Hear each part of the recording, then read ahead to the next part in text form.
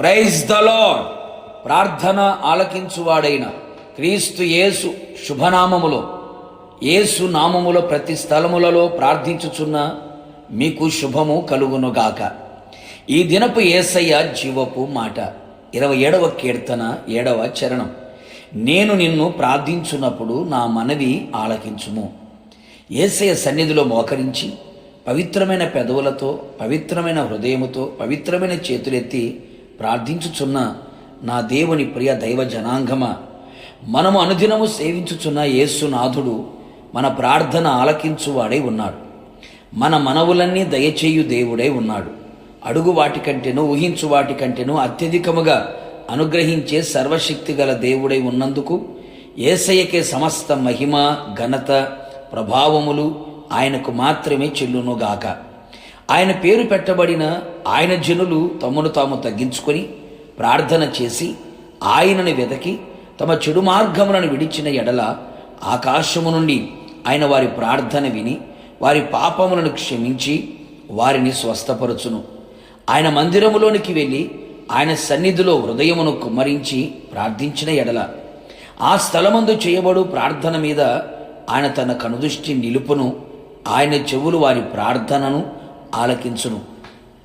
కావున నా దేవుని ప్రియులారా, శరీరములో అనారోగ్యమా, మనస్సులో నెమ్మది లేదా, హృదయములో కలవరమా, భయమా, ఆందోళన, కుటుంబములో అసమాధానమా, చేయుచున్న పనులలో దీవెన లేదా, ఏ పని చేసినా ఓటమి, అపజయం ఆవరించుచున్నదా, సమస్యల సుడిగుండములు చిక్కుకొని సమస్యల సంఖ్యలతో బంధించబడ్డావా, కష్టాల కొలిమిలో కాల్చబడుచున్నావా, కుటుంబ సమస్యలతో సతమతమవుచున్నావా, ఎవరికి చెప్పుకోలేక దిక్కు తోచని పరిస్థితులలో గమ్యమేమి కానరాక కన్నీళ్లతో కాపురము చేయుచు దేహము క్షీణించిపోయి నిట్టూర్పులతో ఏండ్లు గడిచిపోవుచున్నావా, మరణమే శరణం అనుకొని పయనము కొనసాగించుచున్నావా?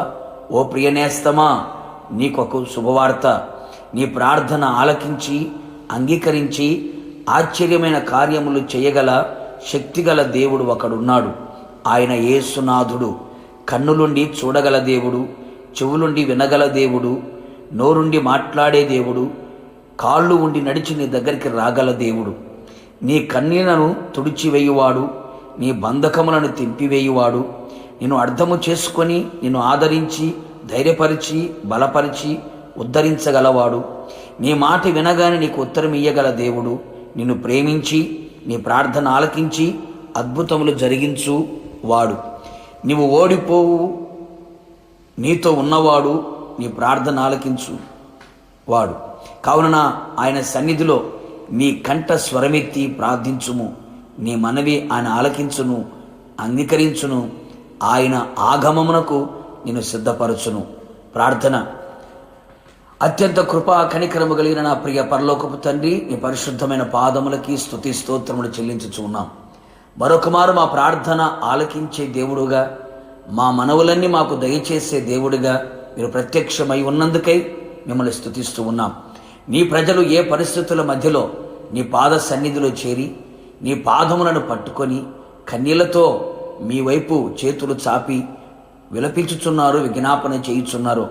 నిశ్చయముగా వారి ప్రార్థనలన్నీ ఆలకించి అంగీకరించి ఆశ్చర్యమైన కార్యములు వారి జీవితంలో చేసి నోటి నిండా నవ్వును పుట్టించి తలగా పైవారిగా వారిని నిలబెట్టి మీ నామానికి ఘనత, మహిమ, ప్రభావములు తెలుసుకోమని మీ పాదములకు అప్పగించుకుంటూ మీ నామాన్ని ఘనపరుస్తూ యేసు నామములో అడిగి పొందుకొని ఉన్నాము పరలోకపు తండ్రి, ఆమెన్.